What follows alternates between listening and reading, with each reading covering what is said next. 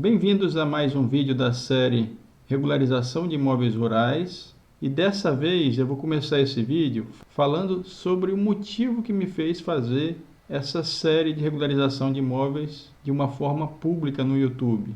Na verdade, eu percebi que eu poderia estar ajudando muito mais pessoas disponibilizando essas informações, até porque eu já não estava conseguindo dar conta de tanta gente me procurando para regularizar imóveis. A princípio, produtores rurais, depois corretores, contadores e advogados. E todas essas pessoas, inclusive eu, em algumas situações onde a única saída era a via judicial, o que eu tento aqui de alguma forma é ajudar ainda essas contendas judiciais envolvidas com imóveis rurais, que acabam levando muitos anos para ter uma sentença dos juízes, que precisam, de certa forma, de um suporte da parte técnica. E o que eu percebi? Que, inclusive, os peritos e os próprios profissionais que trabalham nessa área voltada para georreferenciamento de imóveis, eles estão se atentando à questão técnica. No entanto, eles têm que fazer a ligação dessa parte técnica com a parte que envolve a legislação, a parte jurídica.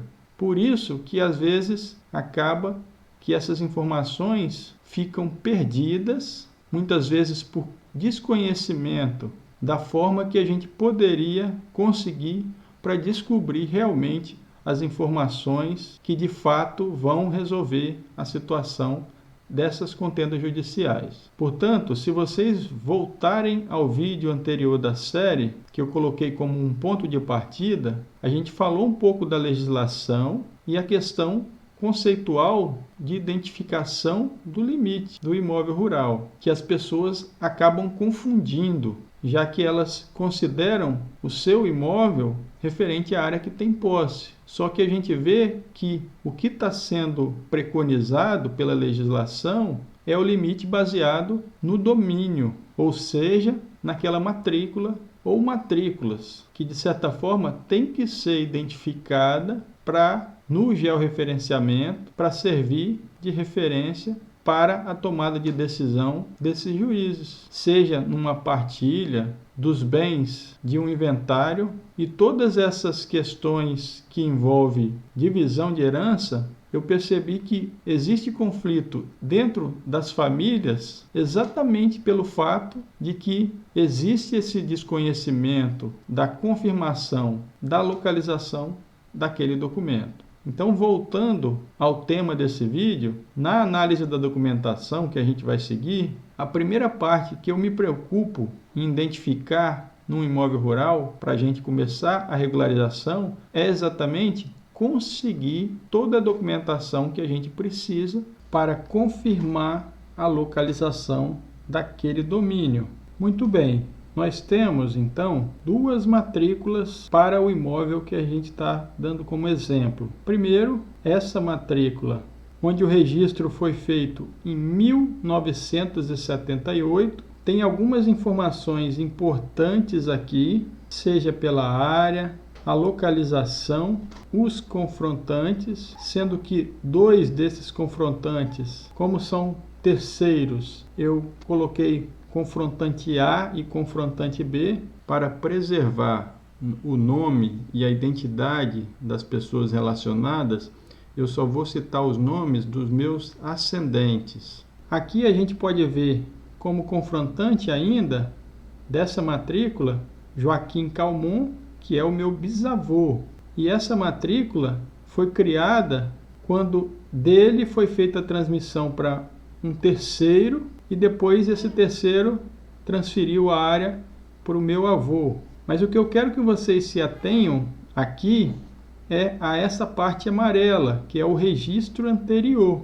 Vejam ainda que na outra matrícula, que também tinha como proprietário Joaquim Calmon, meu bisavô, e Olinda Carvalho Calmon, minha bisavó, aos espólios dos dois.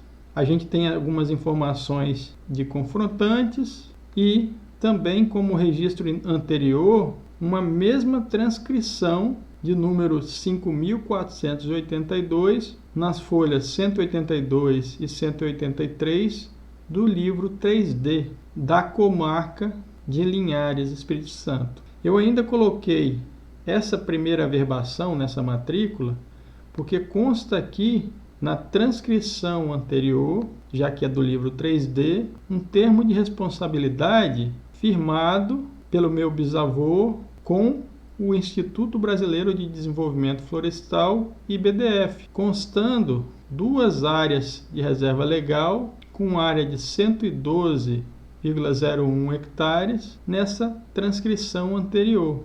E todo termo de responsabilidade que no passado era feito, é fácil da gente conseguir um croquis referente à averbação de reserva legal que consta, assim como aqui mesmo já são citados alguns confrontantes, que ali na frente vão ajudar a gente a identificar a localização de cada domínio. Vejam que para o imóvel em questão, a partir das 2 matrículas que constam o nome do meu avô, eu usei inicialmente para fazer a busca da documentação que eu preciso para confirmar a localização de cada uma dessas matrículas. E eu citei um registro anterior semelhante às 2, baseada na certidão atual dessas 2 matrículas. Só que agora a gente vai ao passado da propriedade a partir da chamada cadeia dominial sucessória. E pelo próprio nome diz, né?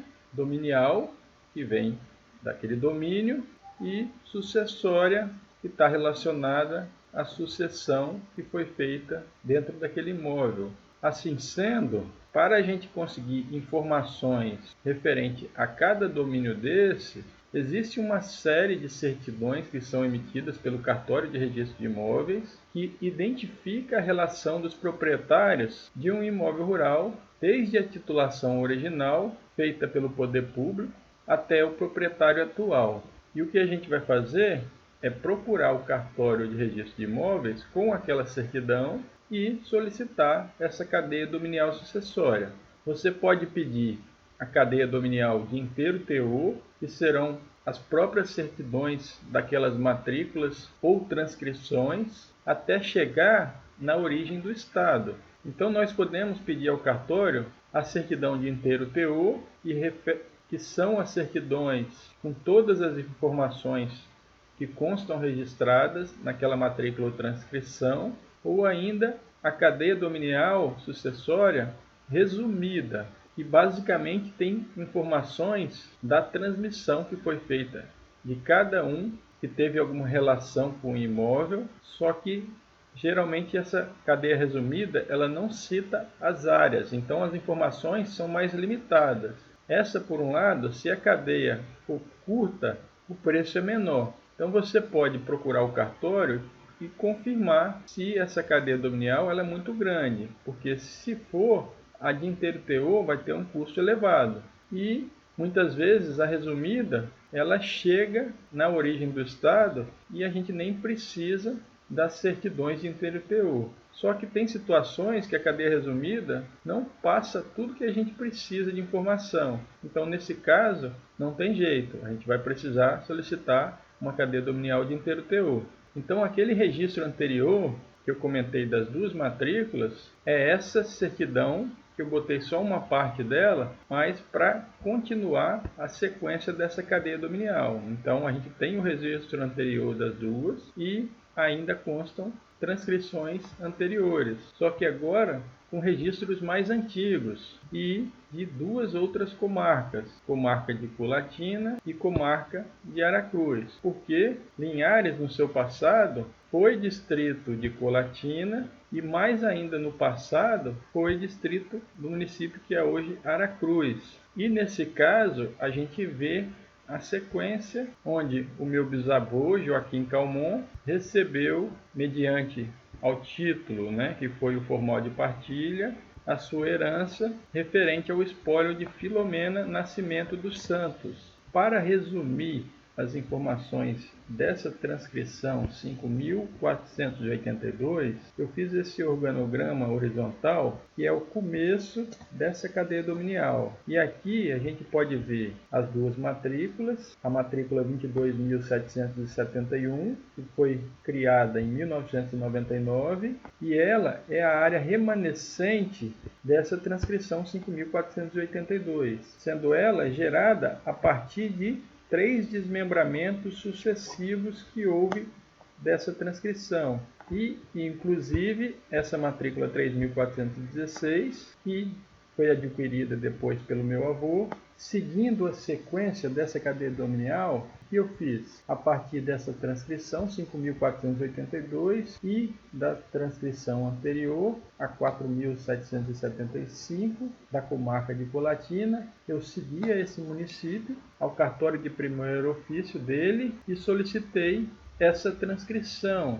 Aí está ela, e o que eu quero mostrar para vocês aqui, e vejam a informação que consta dela. Como transmitente, o espólio de Joaquim Francisco da Silva Calmon, sendo 2 partes da sesmaria, aqui foi denominada como canto escuro, correspondente a um quinhão dentro da área que o falecido possuía da dita sesmaria. Área esta equivalente à 4ª parte da mesma sesmaria. E essa transcrição, ela pertence a Filomena do Nascimento Calmon, que aqui ela constava como viúva do Joaquim Francisco da Silva Calmon. Continuando a cadeia dominial, então agora nós temos essa informação de que Filomena Nascimento dos Santos, mãe do meu bisavô, minha trisavó, que ela, após o falecimento de Joaquim Francisco da Silva, o pai do meu bisavô, ela casou novamente, adquirindo no final do nome o dos Santos,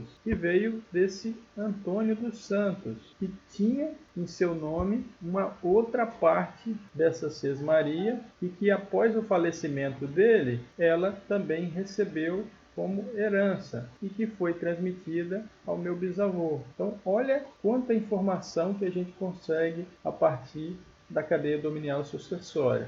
Lembrem-se que na maioria das cadeias dominiais a gente consegue chegar na origem do estado e com isso, identificando o nome da pessoa que requereu ao estado, a gente pode dar vistas aos processos de legitimação antigos para conseguir as peças técnicas, seja planta, memorial descritivo e outros documentos referentes ao imóvel, que constam no processo. No caso dessa cadeia dominial, não constam registros anteriores dessas 2 transcrições que eu citei aqui. Então, a gente parou aqui e não conseguiu mais informação. Aqui, por exemplo, a gente pode ver, como registros anteriores, nada consta. Nesse caso, se a gente tivesse pedido a cadeia resumida, a gente não conseguiria fechar essa cadeia dominial. Mas como eu solicitei a cadeia dominial de inteiro teor, com base nas informações que constavam em cada transcrição, alguns nomes, eu consegui identificar as plantas e os memoriais referentes a esse imóvel. E isso eu vou mostrar para vocês no próximo vídeo com algumas dicas para que vocês façam as buscas com base em todas as informações que tiver disponível, seja do imóvel na cadeia dominial dele e às vezes nos confrontantes, para poder a gente identificar todas as peças técnicas que a gente confirme a localização de cada domínio. Eu vou ficando aqui nesse vídeo e até o próximo vídeo da série.